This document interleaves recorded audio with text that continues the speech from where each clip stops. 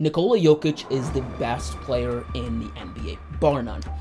And I'm glad that he's finally getting the respect that he deserves. So you guys all know what happened last week. The Denver Nuggets did the unthinkable. They swept the Los Angeles Lakers, and they swept LeBron James. LeBron James has only ever been swept in his career 3 times. Once in 2007 when he was still pretty much a pup, when he took the 2007 Cavaliers against a really good San Antonio Spurs team that was coached by Greg Popovic. Then in 2018 when it was just unfair that his Cleveland Cavaliers went up against a stacked Golden State team with Kevin Durant. And then this year by the Denver Nuggets. What made this year very special was that LeBron James's team was actually really good. Unlike those other teams where he had no chance to win, this team was actually expected to win. The Lakers post-trade deadline this year was a completely different team. And they had made quick work of the Memphis Grizzlies, a really good team, and have been a really good team for the past 2 years in the NBA. And the Golden State Warriors, who had Steph and Curry, which was a really tough series for them, right? They won both series in 6 games, and they went up against the Denver Nuggets. And to everybody's surprise, but not mine, and I'll touch on that later, the Denver Nuggets swept LeBron James. They swept the Lakers. Nothing the Lakers did mattered. And it took that in order for the media to start respecting Nikola Jokic. It took that in order for NBA Twitter, for all the memers, to start respecting Nikola Jokic. But this is something I've always known to be true, that Nikola Jokic is actually really good. And the only reason they didn't talk about him in the media as much was because Nikola Jokic, his game was kind of like Tim Duncan's game. Nothing really flashy, but extremely efficient and extremely effective. And it feels like I've been screaming at the top of my lungs to the world to say, hey guys, look at this guy here. Like, I get that you guys are all for Giannis Antetokounmpo, Kevin Durant, and like LeBron James and Steph Curry, but like, look at this guy. He's actually really good and might be the best player in the NBA. But Nikola Jokic never got the notoriety, never got the, I wouldn't say notoriety, we knew of him, but he just never got the respect. In fact, I made a video last year, and it was titled, "Is Nikola Jokic the most disrespected MVP of all time?" Why? Because even though this guy had just won an MVP in 2021, it still felt like people weren't talking about him enough. And I was so surprised. And then I sat down to actually watch Nikola Jokic play basketball. And the more I watched him, the more I was like, wow, I like this player.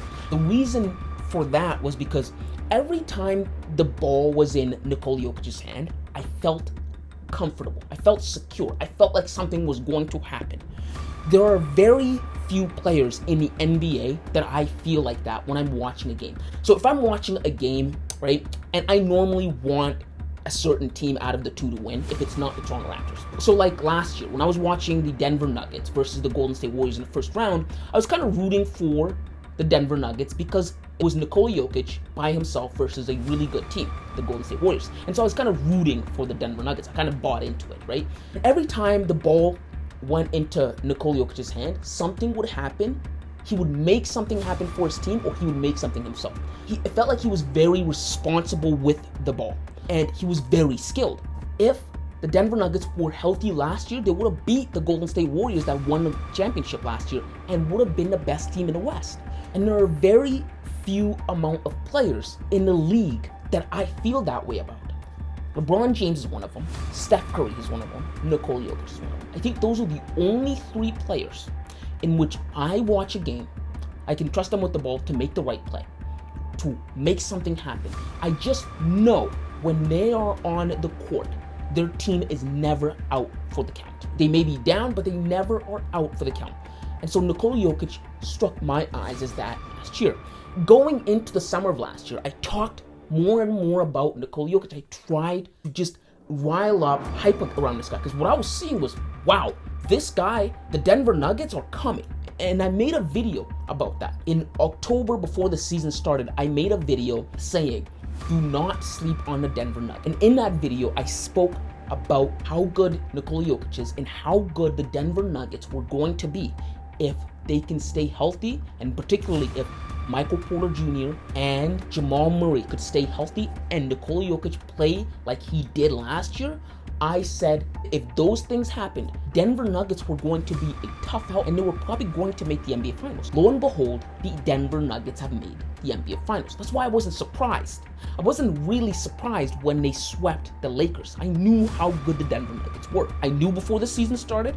I knew when they beat the Memphis Grizzlies all the way back in December to take the first seed in the Western Conference and never gave it up. And I knew it when I was advocating for Nikola Jokic to win the MVP over Joel Embiid, because I knew what everybody's now starting to figure out. Nikola Jokic is better than Joel Embiid. I had the privilege of watching the Philadelphia 76ers play against the Boston Celtics, and it was a very good series. Very good, right? Both teams were at their healthiest, nobody was hurt, and it went to 7 games. And it was a very good series to assess both Jason Tatum, Joel Embiid, James Harden, Jaylen Brown, and all the rest of those players in that series of where they are. And I got to watch Joel Embiid. And the more and more I watched it, the more I thought to myself, wow, if this was Nikola Jokic in this position, something would happen. He would make something happen for his team. If this was Nikola Jokic, he would make the right pass. He would hit the 3. Like I knew before, but this just cemented it. Joel Embiid is not Nikola Jokic. He's not as good as Nikola Jokic.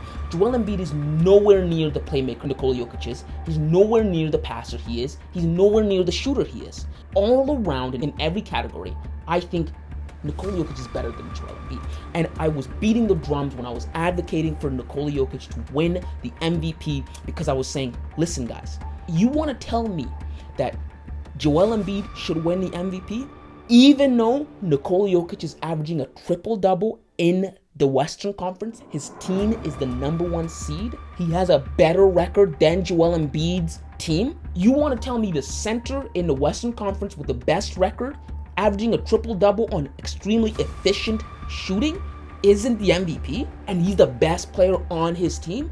And it just never made sense to me. But then I got why Nikola Jokic never won the MVP. It was politics. It was behind-the-scenes politics. And I saw it happen right before my eyes. I saw the media championing Nikola Jokic as the rightful MVP right around after Christmas. And then they did a 180 switch. That 180 switch was when the media and everyone realized if they were to give Nikola Jokic a 3rd MVP in a row, he would join 4 players ever in history to do it. Larry Bird, Wilt Chamberlain, Bill Russell, and he would be the 4th. And that hasn't happened since 1984, and people didn't want that to happen. And then I saw Kendrick Perkins bring race into it, and I knew race played a big part. They played the race card, oh, you're only voting for him because he is white. And it was just like, no, Nikola Jokic is just better than Joel Embiid. Miles better than Joel Embiid, right? Joel Embiid's a really good player. But in my opinion, if Nikola Jokic and Joel Embiid were to switch positions, the Philadelphia 76ers would be in the conference finals right now and Boston would have went home. Why? Because I saw it last year. I saw Nikola Jokic last year carry his team without Jamal Murray or Michael Porter Jr. to the 6th seed in the Western Conference, and then he took the Golden State Warriors last year to 6 games. 6 games. It took the Warriors 6 games to beat the Celtics in the finals. The same, right? He got the same results that the Boston Celtics did last year without these two. And so now that Jamal Murray and Michael Porter Jr. are healthy, everybody's starting to see just how good this team is. And in my opinion, I love it. He's finally getting the respect that he deserves. He's a really, really good basketball player. And I think currently, he's the best player in the NBA right now. I know Giannis Antetokounmpo has been touted or been the best player in the NBA for the past maybe 3 years, but you're seeing it on display what Nikola Jokic can do on the stage. When the lights are on him, gets the job done, right? And I fear for any of the teams that are coming from the East, either Boston or Miami, I think the Denver Nuggets are going to make quick work of them. Nikola Jokic will finally cement his legacy in this league and get the respect that he deserves. But yes, guys, those are just my thoughts on Nikola Jokic and what's going on in the NBA right now. If you like this kind of content, make sure to hit the subscribe button and leave a like. Let me know your thoughts in the comments below. What do you guys think of Nikola Jokic? Do you finally respect him? Leave it all down in the comments below. And until next time, kids.